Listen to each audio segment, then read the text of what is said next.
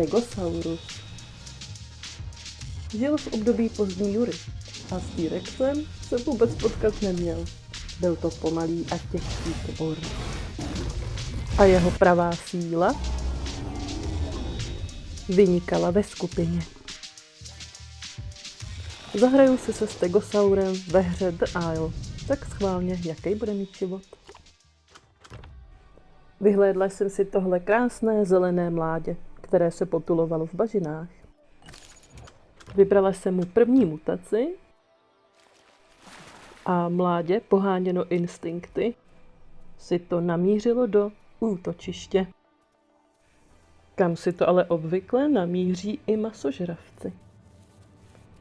Mládě ještě neznalo tohoto dinosaura, takže si šlo v poklidu baštit kamínky.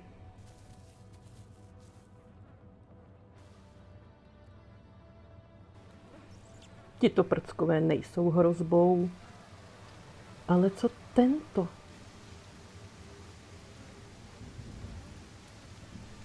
Stegosauří mrně se rozhodlo, že si ho blíže prohlédne. Ale pak ho ponechalo dále rozdímat nad mrtvolou. A zřejmě včas.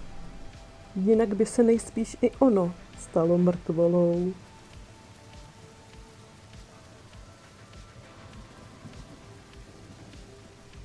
Mládě se rozhodlo počkat chvíli u vosího hnízda, poskytující ochranu před těmito obry.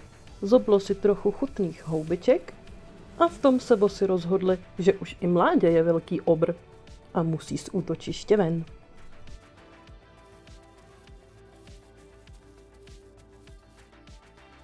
Nedlouho potom zaslechlo dalšího stegosauřího prcka a odpovědělo. Tím však jejich konverzace skončila. Stego si začuchalo a začalo vyžírat úplně všechno kolem sebe. Žabincová voda pro něj byla jako delikátní polévka. Stego už ale neměl nikdy dost. A potom, co mládě vyžralo úplně celou bažinu, muselo za jídlem migrovat na jiné území. Po vodě i po souši. Přes šutráky a keřiska. Dnem i nocí. Jen aby se hned za hranicí muselo před něčím schovat.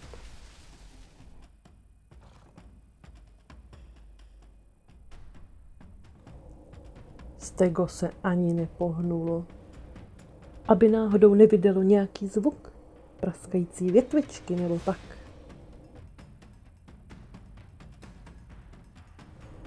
Všechno závisí na tom, jak moc dobré smysly tento T-rex má. A má je ostré. Stegoušovi nezbylo nic jiného, než jít do boje. Bez jasného výsledku. Oba druhy totiž žili v dobách, ve kterých se nemohli potkat.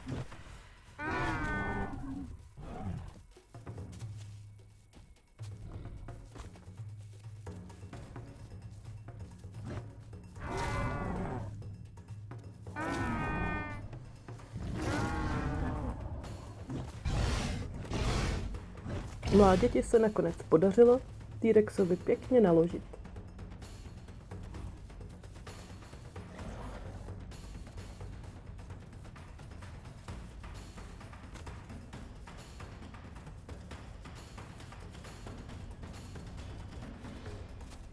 A nechtělo ho nechat vydechnout.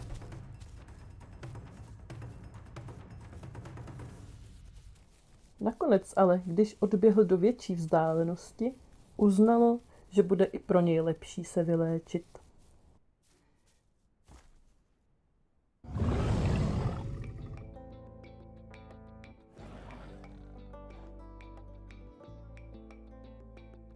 A když oba přestali krvácet, vydali se vlastními cestami.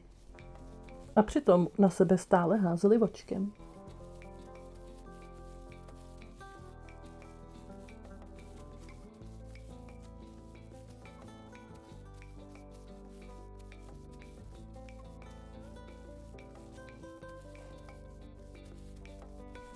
Zdálo se, že mládě je v bezpečí, takže se rozhodlo pokračovat v pastvě.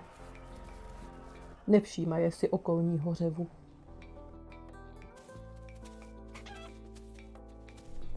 Jenže cestou za touto lahodnou kytičkou další T-rex, a tentokrát mnohem větší. Je skoro jisté, že takto vzrostlý T-rex našeho Stogouše už může vystopovat.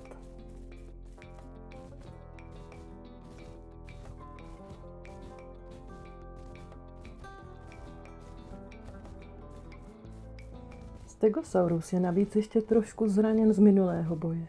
Tak nezbývá jen doufat, že mládě má mnohem větší výdrž. A tady to vypadá, že ho predátor už ztratil. Prcek se ještě pro jistotu rozhodl udělat pár kroků po cestě, protože na jejím pevném povrchu nezanechává stopy.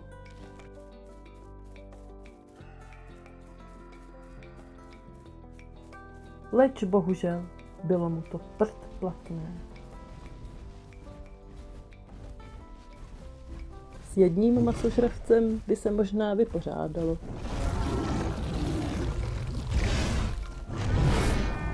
Ale ne se dvěma.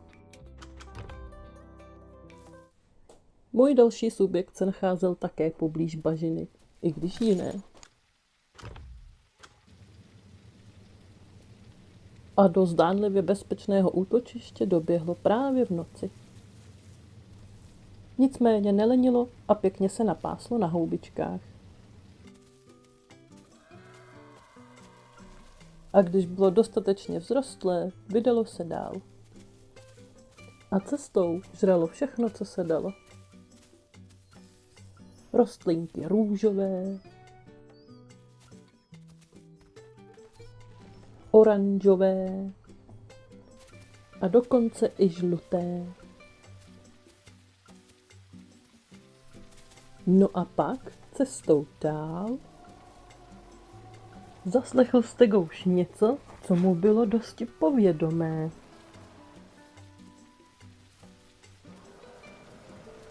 Jenomže žrádlo je žrádlo. A nakonec se rozhodl jít přes řeku. Pro takového mrňavého Stegouše tohle může být dost riskantní. Nebezpečí ale číhá úplně všude.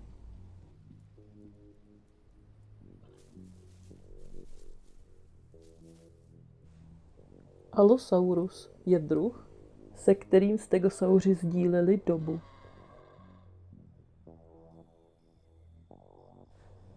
Takže Stegouš z něho měl instinktivně strach.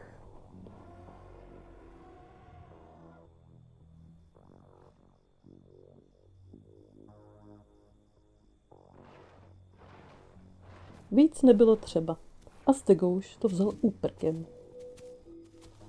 Dokonce to vypadalo, že si ho dravec ani nevšiml. Nebo snad ano?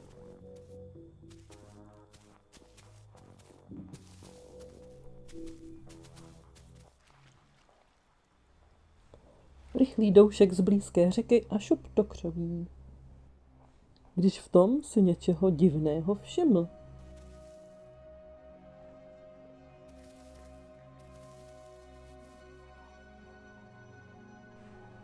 Opatrně a nejistě na to z dálky chvíli koukal.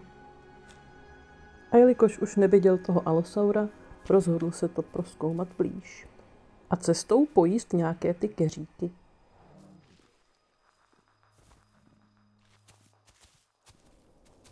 A když tam došel, uviděl toto. A na kameni ještě taky raptora.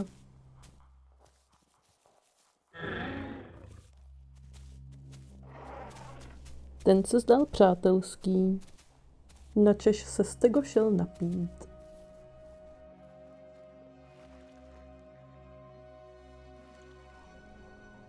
To možná ale neměl dělat.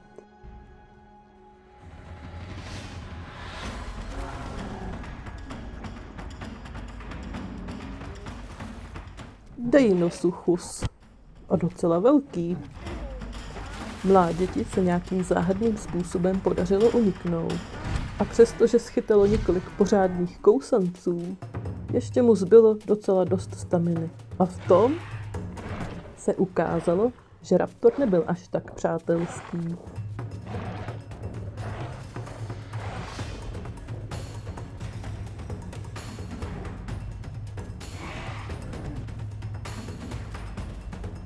Raptor na mládě stále naskakoval ve snaze udělit mu co nejvíce krvácejících ran.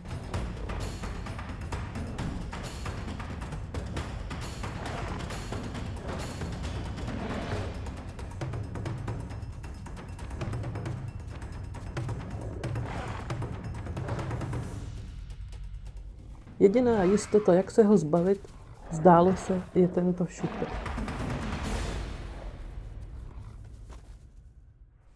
Protože snahy Stegouše uštědřit raptorovi pořádnou ránu bodlinatým vocasem se bohužel míjely účinkem.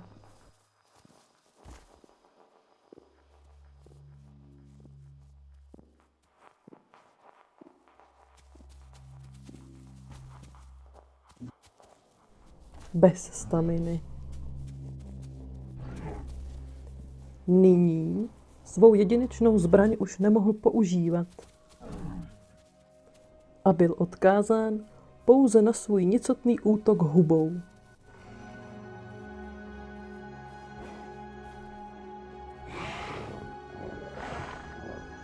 Stegouš si myslel, že už je po všem, a tak si lehl na zem, odevzdaně přijímajíc kousance raptora. Naštěstí mu ale došlo, že asi ještě po všem není. A tak ještě chvíli povozil svého nového kamaráda na zádech. Nakonec mohl dokonce už zase zvednout svou zbraň, což mu dodalo nutnou sebeodvahu.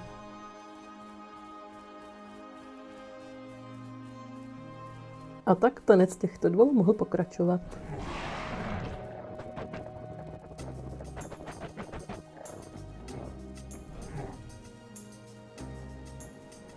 U kamenů je přece jen trochu bezpečněji.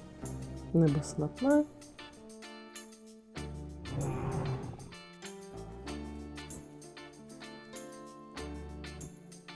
Z nenadání se v dáli objevil Tenno a namířil se to přímo k naší dvojici.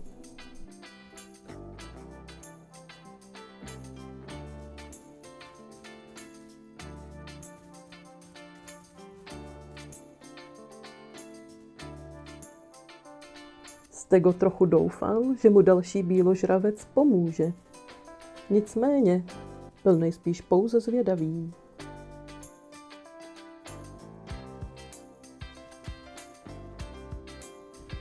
A po chvilce odběhl pryč.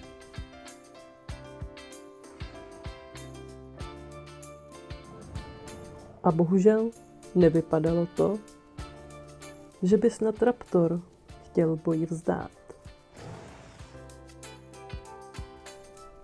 Tanec chvíli pokračoval a počasí se změnilo.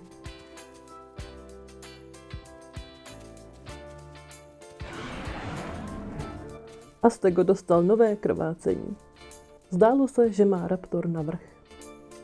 Stegoušovi se zatím nepodařil žádný útok.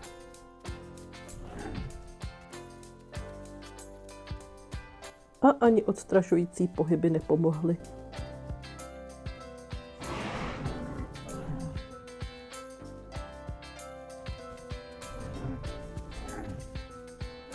A raptor pomalu dostal Stegosaura tam, kam chtěl.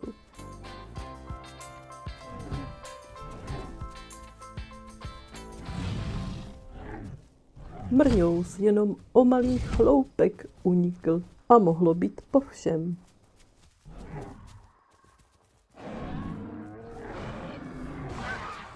Konečně Stegoušovi se podařilo uštědřit ránu raptorovi a ani ten nelenil. A v tuhle chvíli bylo lepší jít směrem od řeky.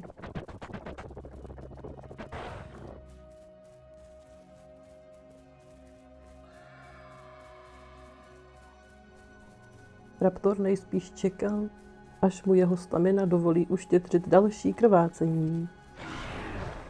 A je opravdu s podivem, kolik toho Stegosaurus vlastně vydrží.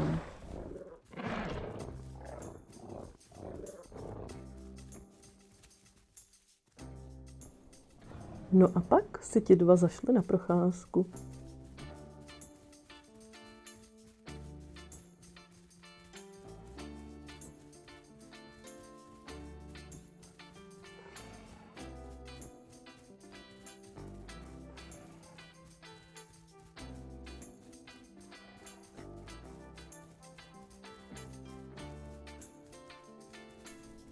Nakonec Raptor ztratil trpělivost a Stego už se mohl dohýlovat. Vyměnili si krátké pozdravy a bylo to.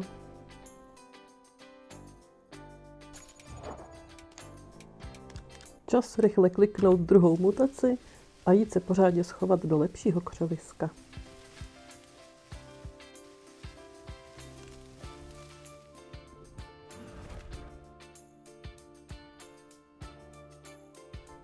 Doplnění staminy na max zabralo nějakou chvíli a stihla během toho opět padnout mlha.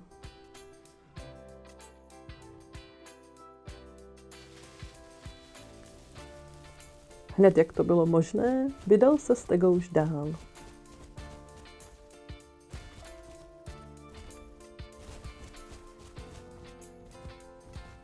Užívaje si krásy slunné přírody a chutě červených keříků.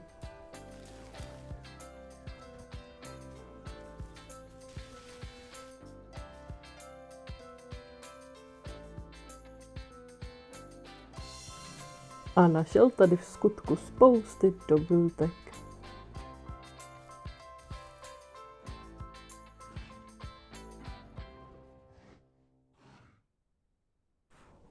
Omamná vůně některých rostlin ho donutila k nim přímo běžet.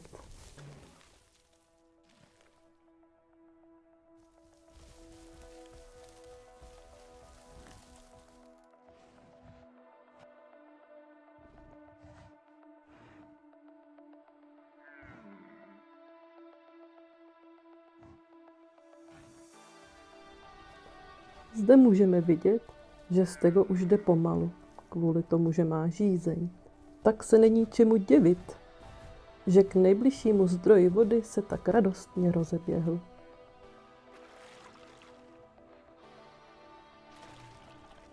Teď chtěl putovat na sever a cestou něco zkoušel vyčmuchat, jenomže tam rostlo úplný prd.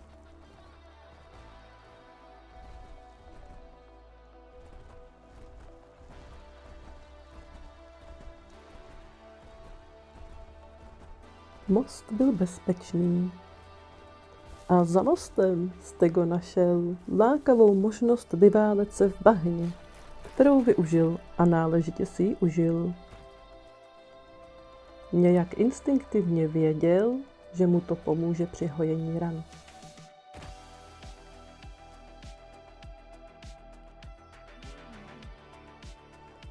A když už byl nátěr hotový, vydal se dál.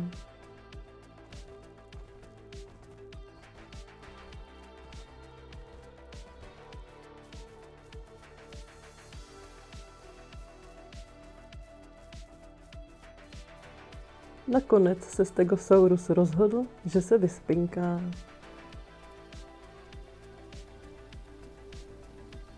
Rychle jsem restartovala snímací zařízení a naštěstí, jak můžeme vidět, Stegosaurus noc přežil. A po krátké ranní rozcvičce byl na řadě první doušek dne.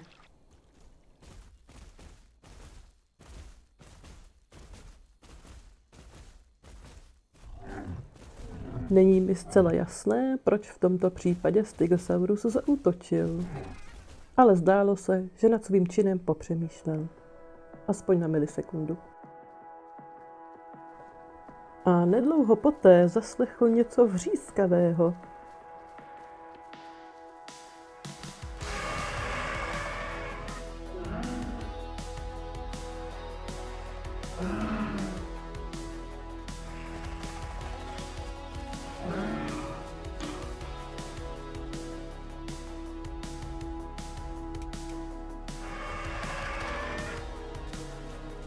Stegosaurus jejich přítomnost vítal a dával jim to najevo.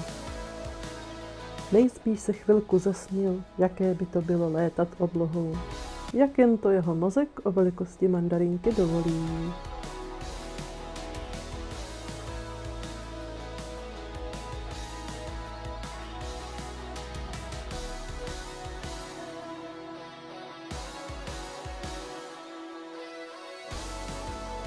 A začala padat mlha.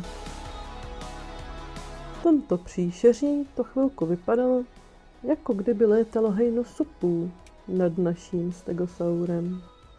A jeden z nich po něm dokonce šel.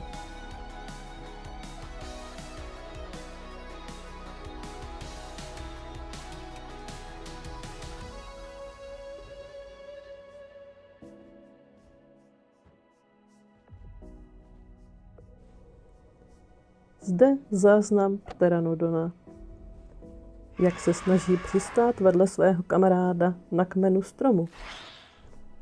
Leč marně. Mezitím si Stegóš opět užíval a pochodoval vpřed.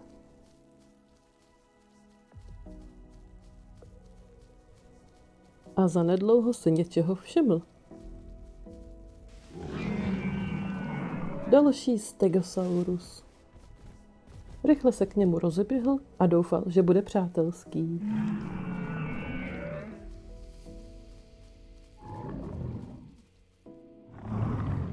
Byl. A nejen to, dokonce našeho Stegouše přizvali i do party.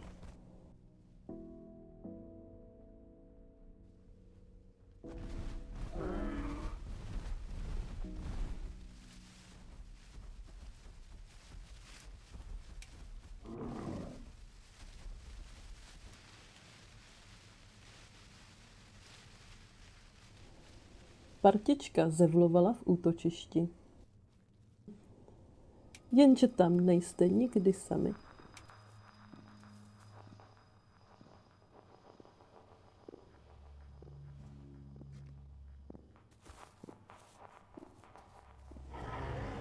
A je tam potřeba dávat notný pozor.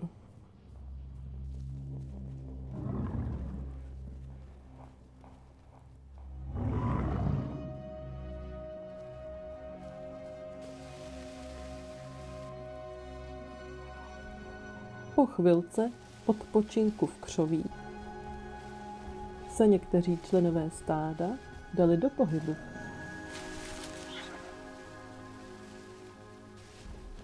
A jak vidíme, toto přátelské býložravé stádo přijalo dalšího člena.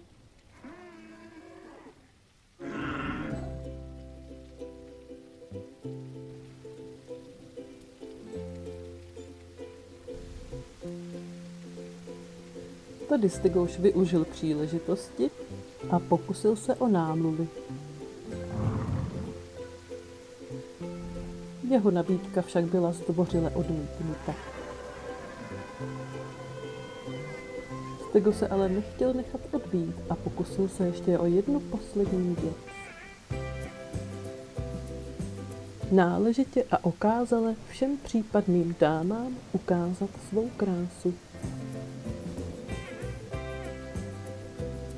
Nicméně ani po tomto kousku se nezdálo, že by změnili stanovisko.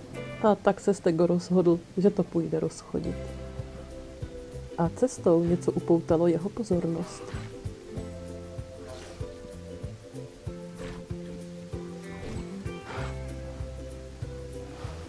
Souboj dravých mláďat.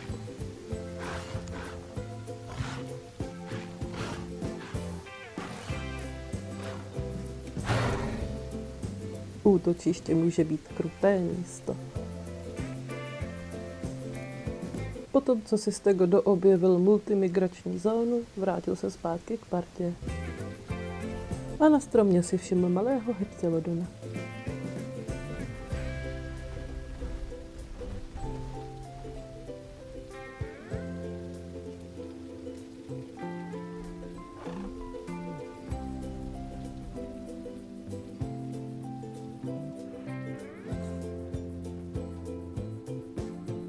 Bůh ví, o co mu šlo, ale tehle triceratops byl totálně v zenu.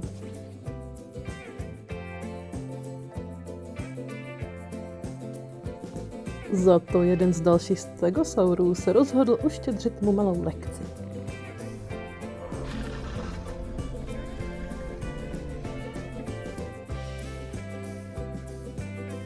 Nakonec se stádo rozhodlo přemístit na lepší místo, tam, kde je travička zelenější, nebo aspoň nějaké kořínky.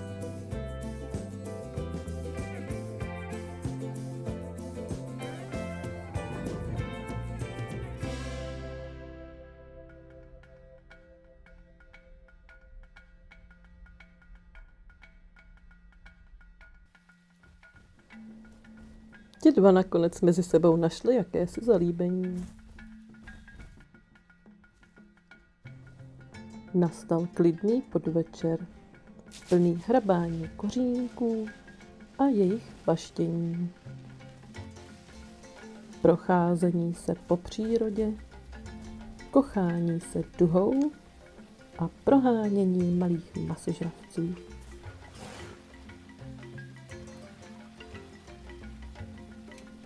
Bylo také potřeba pořádně hydratovat a v počtu je větší síla. Partička tam zažívala klídeček.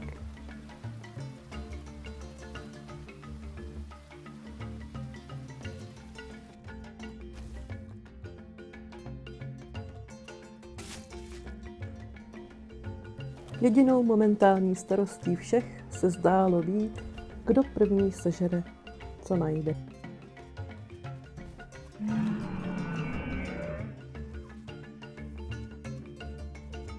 A jak to tak už většinou bývá, bylo to pouze ticho před bouří.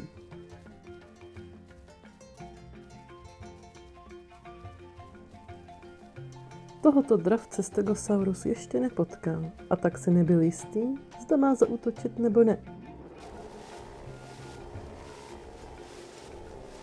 Jeho kolega ze stáda měl očividně jasný názor. Jenže tehle dravec je příliš rychlý a náš Stegosaurus je docela pomalý. Nebylo tedy nutné zbytečného výdaje kalorií navíc.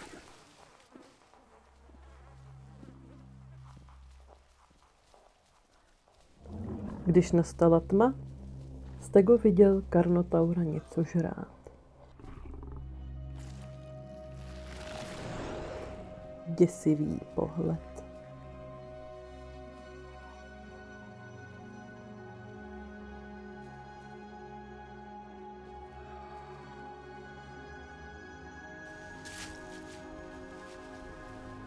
Během půlnoční zastávky na svačinku bylo stádo v neustálé tenzi, protože Carnotaurus byl pořád poblíž. A jeden ze členů stáda byl pořád ještě mládě. Na něj bylo potřeba dávat extra pozor.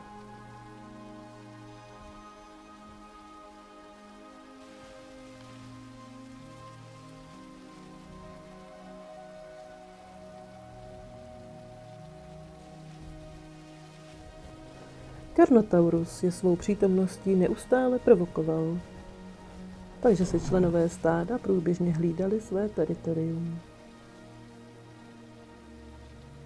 Některé bylinky rostly ze země takovým způsobem, že to ani Stego nechápal.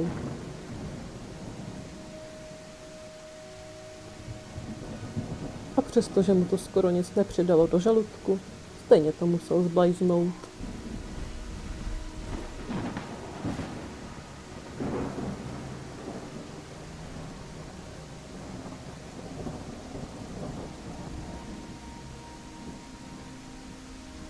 V jednu chvíli se Karnovi podařilo dostat se až do prostřed stáda, takže po něm chvíli šli.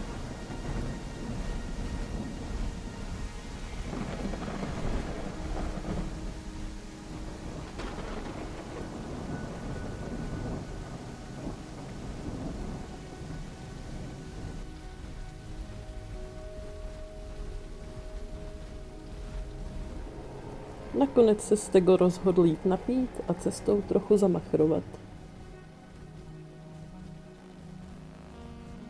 Předtím přece voda byla vždycky bezpečná.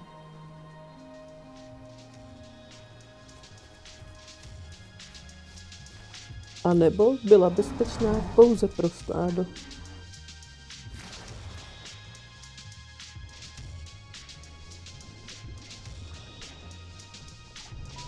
Čau, pokud jste video dokoukali až do konce a dokonce se vám i líbilo, budu moc ráda za nějakou reakci.